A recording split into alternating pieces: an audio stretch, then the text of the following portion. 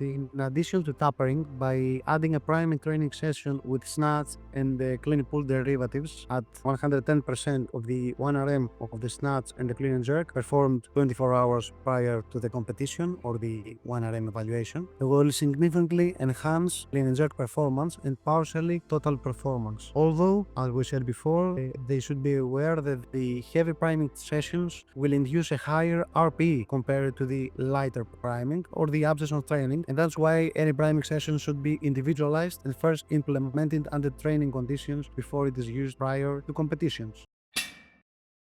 Hi Theo, it's my pleasure to have you on Evidence Strong Show. If you could briefly introduce yourself. Okay, hello Alex. First of all, thanks for having me here in Evidence Strong. My name is Theodoros Stavropoulos. I'm a lecturer at the Department of Sports and Physical Education at the Scientific College of Greece here in Athens, where I'm teaching resistance training, Olympic weightlifting, and functional training. Also, my master's thesis is focused on pre-competition priming on weightlifting performance. Alongside, I'm a freelance personal trainer now, and I also used to work in many commercial gyms in the past. I used to be more like an intermediate level CrossFit athlete, so that way I had the opportunity to meet many different people that excel in their specific fields, like Olympic weightlifting and gymnastics, as athletes and later on as coaches. Excellent, huge experience, and I found you from your recent paper, which is titled Effects of Priming with Light and Heavy Loads on Weightlifting Performance. And this paper made February research news or Evidence Strong, so I'm kind of familiar with what the paper is on, so I'm super excited to have you tell us what the details of the study are. And let's start with what was the goal of this study. Okay, first of all, I would like to acknowledge the work and guidance of my supervisor, Assistant Professor Mr. Nico Zaras, whose contribution was invaluable. I would also like to thank Thomas Baboulis and Gina Kelekian for their contribution to the experimental procedures. We know now empirical reports from other weightlifting coaches suggest implementing a priming session on the day before the competition. So, what is the best strategy? To our knowledge, the last time the effects of a priming training session, including snatch and clean pulls, performed with low volume and moderate intensity, 85% of 1 RM, were investigated in a group of young weightlifters was nearly 30 years ago. This research, conducted by Fry et al. Back at 1995, and they examined priming approximately 5.5 to 6 hours before a simulated weightlifting competition. So the question arises, what about 24 hours before a competition? And here comes the purpose of our study. It was to investigate the effects of a priming session using the snatch and clean pulls performed 24 hours before the 1 RM evaluation, either with light or heavy loads, on weightlifting performance in a group of well-trained weightlifters. All right, you had also control group that did nothing, just rested. Is that right? Exactly. Three different experimental conditions. Control, no priming at all, just resting, light priming, and heavy priming. All right, so we're talking about priming. Would you have some kind of definition what priming is? Priming, it's a delayed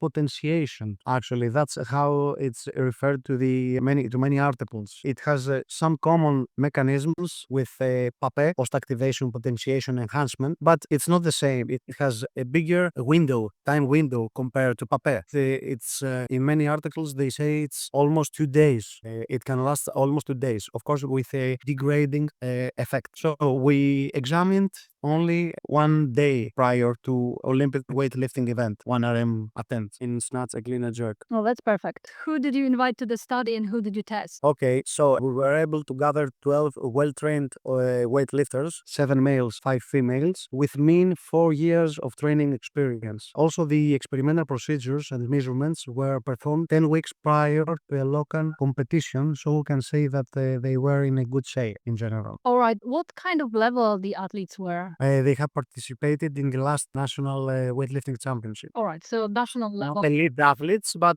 yeah, National level, right. national level athletes. Okay, so are we ready to look how the study was done? So exactly what they did at each session, the first session, then 2, 3, and 4. Okay. So about the priming sessions, the priming training program included 2 different weightlifting derivatives, the snatch pulls and the clean pulls. The actual priming training training program for the light priming included 3 sets of 3 repetition of snatch and clean pulls at 85% of 1 RM of snatch and clean and jerk, while the heavy priming included 3 sets of 2 repetitions of snatch and clean pulls at 110% of 1 RM of snatch and clean and jerk. So we did that to keep the volume as equated as possible between the sessions. Also, at the end of the training session, the athlete's rating of perceived exertion, the RPE scores, was recorded on a scale from 6 to 20. Of course, for the control condition, athletes refrained from any type of exercise. All right, you gave them one session, then you tested 24 hours later, is that right? And what was the protocol for testing 1 repetition maximum in snatch and clean and jerk? So, for the testing procedures, the experimental procedures spanned the duration of 4 weeks. During the first week, all athletes performed the 1 RM strength evaluation in the snatch and the clean and jerk, following a day of rest and according to their self-selected increase in loads. Then they would randomly assigned to 3 different experimental conditions: no priming, control condition, light load priming, and heavy load priming. During the next 3 weeks, athletes performed these 3 experimental conditions in a counterbalanced fashion. To keep, of course, all training conditions similar, as I said, we keep the priming and 1 RM measuring days and hours the same throughout the experimental procedures.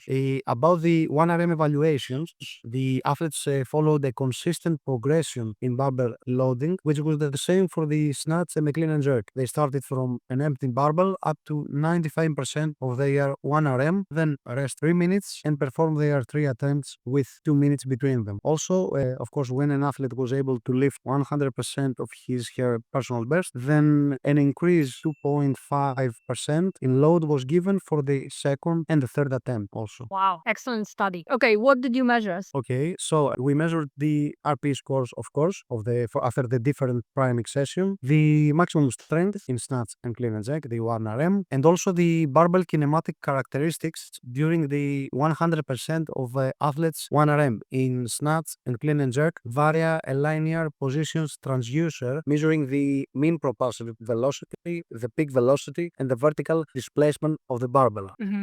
Excellent. All right, are we ready for the result? Perfect. Ready. Okay. So we found a significant difference for RP scores between the light priming and heavy priming session. Specifically, RP was significantly higher for the heavy priming compared to light priming, though no significant differences was found in snatch between the 3 different priming sessions. However, significant made effect was found for the clean and jerk, and also the pairwise comparisons indicated that performance in the clean and jerk was significantly increased only after the heavy priming session compared to the control. Later on, the analysis revealed a statistical trend in total weightlifting performance. Also, these tendencies seem to arise from the pairwise comparisons between the heavy priming and then control conditions. No significant differences were found in the barbell kinematic characteristics following all 3 priming conditions. Also, one more important fact is that the percentage difference between the heavy priming and control was significantly higher for the clean and jerk compared to the percentage difference between the light priming and control. However, in the case of the snatch, we found no significant differences. I have a question. You had a table looking at how many athletes improve, decline, or maintain their performance while having these different sessions. So there's also in the text of the article. Yeah. So 9 are with the heavy loads in the clean and jerk. Also, the table says 9 from 12. But in general, with the heavy priming, 11 from 12. They increased their performance. for clean and jerk. For clean and jerk, yeah. All right, for snatch. For snatch, none of them increased the performance, but none of them decreased also their performance. So it was the same. I see. So how do you read into it? Is it that some people are responders? Is it that the type of priming matters more for clean and jerk than for snatch? How should we understand this? Look, we hypothesize, we believe that priming with heavy loads, which are adjacent to the force velocity curve, may induce a stronger neuromuscular activation compared to lighter loads, or of course the absence of training. So we can only hypothesize that light priming may not provide a strong neuromuscular stimulus to provide detectable performance improvements 24 hours following the priming session in weightlifters. Therefore, and also this is the message, the tip for the coaches, when a priming session is planned 24 hours prior to the 1RM evaluation or competition, then maybe a heavy priming session should be preferred. In contrast, when if the priming session is scheduled 5 to 6 hours before the 1RM evaluation, similar to the article of Fry et al., then perhaps a light priming may be more suitable. Ah, that's very interesting. Also, we can say that from psychological point of view, lifting 10% more weight from the official weight record in the snatch and the clean and jerk during the heavy priming may accurately enhance the self-confidence, let's say, of the athletes for the next day 1RM measurements, as previously also described in the research of Fry et al. In addition, we could say several physiological parameters like the recruitment of faster and bigger motor units and the high amount of muscle mass activated and the increase of in the rate, the RFD, rate of force development, may induce greater neuromuscular activation compared to the light primer also. I see, I see. Would you have any comment? This is something I was wondering. Would the priming work differently for heavier weight athletes versus lightweight athletes? Because super heavy athletes, for example, the absolute weights they were move will be huge. So the fatigue that may arise from lifting. From all these polyderivatives, you mean? Yeah, yeah. Yeah, maybe for the lighter athletes, they can recover faster. Yeah, that's, yeah. What do you think? Maybe that's a fact, but that's why, of course, the heavier loads will induce a greater RP scores, greater RP rate of perceived exertion. So everything must first implemented during training and later on applied prior to a weightlifting competition. So you have to test. That's a good point. One thing on the same topic, so heavy versus light athletes, would you think that it would be possible to mitigate the huge fatigue with heavy athletes if we move the priming session, for example, 48 hours before, and for lighter athletes, 24, for example? Maybe that's a speculation. Maybe we perform an experimental procedure later on. Thank you. To widen the time frame of the between the lighter and the heavier categories. Yeah, I have it recorded. You promise. I will. I promise I will.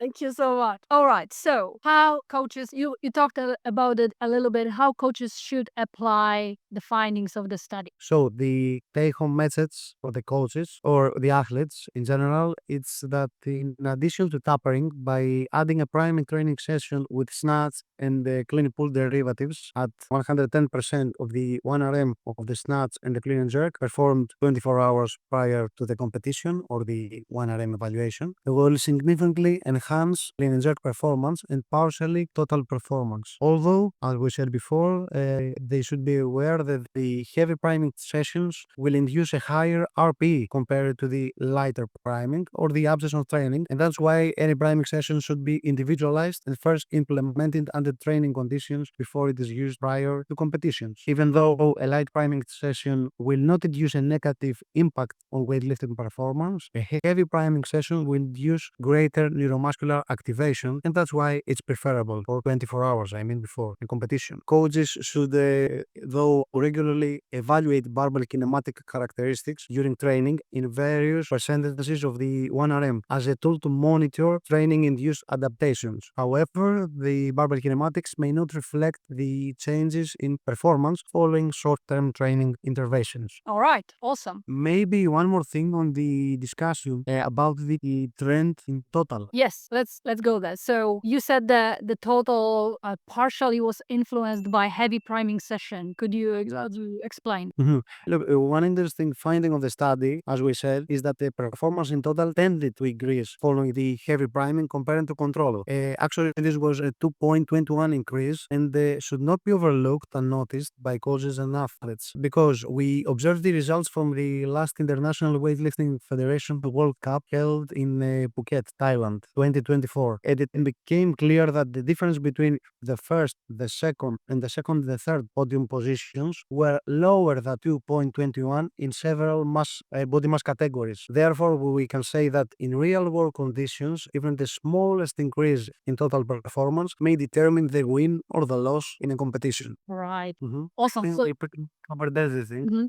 Okay, I have two more questions to finish. The first one is, what is your favorite lift? Okay, let's see. I was never pretty good at snatch, mainly due to shoulder mobility issues. So yeah, I'm more like a clean and jerk person. Also, I could clean up approximately 15 more kilos than I could jerk. But the thing is, the movement that always amazed me is the squat jerk, like many Chinese weightlifters use. I believe there is no more representative movement that highlights the beauty of a high-level elite athlete. In my opinion, is the best manifestation of perfect coordination and extreme mobility and strength. True words. All right, Theo, where people can find you if they want to follow your work and see what you do. Of course, they can find me on Instagram, Theo Lowline Underground Fitness. They can also find me in my ResearchGate account and via my email address. And of course, people can read the full text of the article in the official site of Journal of Functional Morphology and Kinesiology. I will link the article in the show notes for the interview so people can click and read it. All right, Theo, thank you so much. It was a pleasure. It was a pleasure for me also, Alex, for having me. Greetings from Greece. Thank you. Thank you. Bye.